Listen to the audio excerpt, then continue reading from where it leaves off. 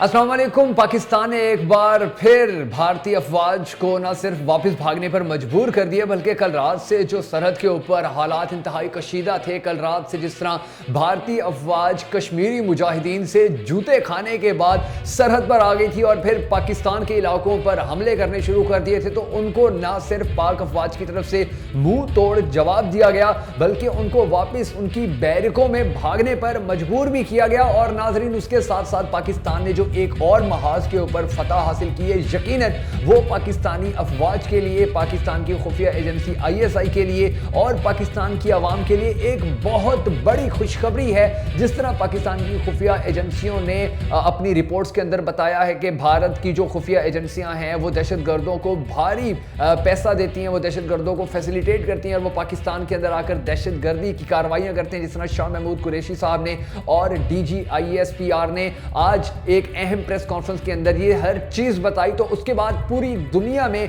भारत की ना सिर्फ इंतहाई बेइज्जती हुई है, बल्कि अब पूरी दुनिया ये सोचने पर भी मजबूर हो जाएगी इस प्रेस कॉन्फ्रेंस के बाद कि पाकिस्तान के खिलाफ हमेशा FATF में भारत ने ये कोशिश की थी कि पाकिस्तान को ब्लैक लिस्ट कर दिया जाए, पाकिस्तान के साथ जितने भी मुआशी ताल्लुकात हैं, अस्करी ताल्लुकात हैं दूसरी दुनिया के दूसरे ममालिक के, उनको खत्म कर दिया जाए और पाकिस्तान को खित्ते में और पूरी दुनिया में मुकम्मल तौर पर अकेला कर दिया जाए। उसकी ये कोशिशें थी, लेकिन उसके जवाब में क्या हुआ कि कश्मीर के साथ साथ जो दूसरे बहुत सारे इलाके हैं वहां पर भी भारत को ज्यादा से ज्यादा मसाइल का सामना करना पड़ गया। भारत को लद्दाख और गलवान घाटी में चीन ने जूते मारे, उसके बाद चीन ने आस्ता आस्ता भारत के जितने भी दोस्त ममालिक समझे जाते थे, खित्ते के जितने भी ममालिक थे, खुसूसन जो नजदीकी ममालिक हैं, उनको भी भारत से दूर कर दिया और भारत पाकिस्तान को दुनिया में अकेला करते करते खुद अकेला हो गया। अब जिस तरह भारत FATF में कहता था कि पाकिस्तान एक दहशतगर्द मुल्क है, अब इस प्रेस कॉन्फ्रेंस के बाद, क्योंकि प्रेस कॉन्फ्रेंस के अंदर बाकायदा तौर पर सबूत दिए गए हैं कि किस तरह काबुल के अंदर भारत की जो खुफिया एजेंसियों के जो एहलकार हैं वो दहशतगर्दों को सपोर्ट करते हैं, किस तरह उनको माली मुआवनत की जाती है, किस तरह उनको टारगेट बताए जाते हैं और किस तरह पाकिस्तान के अंदर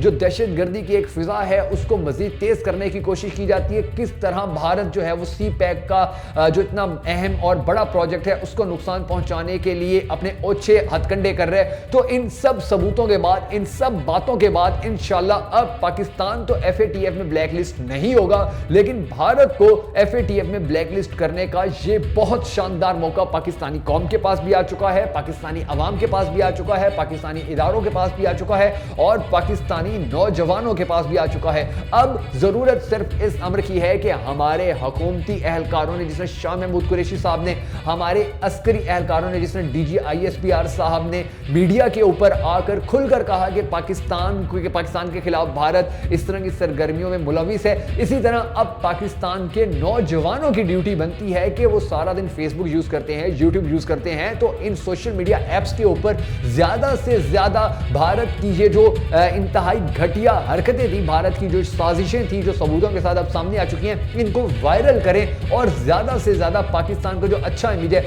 वो दुनिया को दिखाने के साथ साथ भारत की ये चीजें भी पूरी दुनिया के सामने रखें और फिर दुनिया से सवाल करें कि अब बताएं कि पाकिस्तान अमन पसंद मुल्क है या भारत अमन पसंद मुल्क है, पाकिस्तान दहशतगर्दी के खिलाफ लड़ रहा है या भारत के खिलाफ लड़ रहा है। तो इंशाल्लाह पाकिस्तान के नौजवानों की ये कैंपेन जरूर कामयाब होगी और इंशाल्लाह भारत आने वाले वक्त में जरूर ब्लैक लिस्ट हो जाएगा।